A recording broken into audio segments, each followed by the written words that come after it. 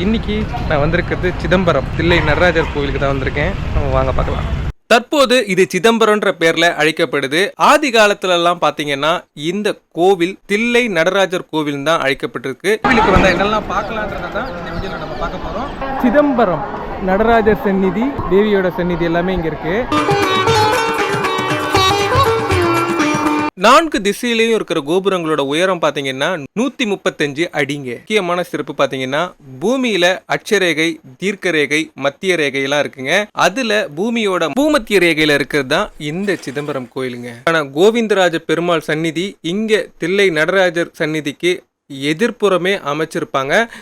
சிதம்பரம் கோயிலில் முக்குருணி விநாயகர், ஸ்ரீ தட்சிணாமூர்த்தி, ஸ்ரீ சரபேஸ்வரர், உமைய பார்வதி சமே மூலநாதர், முருகனாகட்டும், நவகிரகங்கள் எல்லாமே இங்கே இருக்குது. கோயில் பார்த்தீங்கன்னா ரொம்ப பெருசுங்க. பஞ்சபூதங்களில் ஒரு சிறப்பு வாய்ந்த கோயில் தான் இந்த கோயில், அதுவும் ஆகாயத்துக்கு.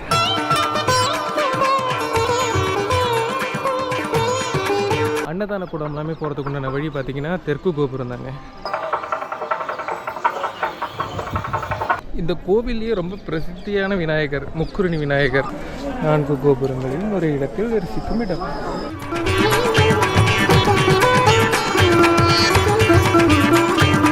சிதம்பரம் நடராஜரோட ஒரு அற்புதமான குளம் இங்க இருக்கு.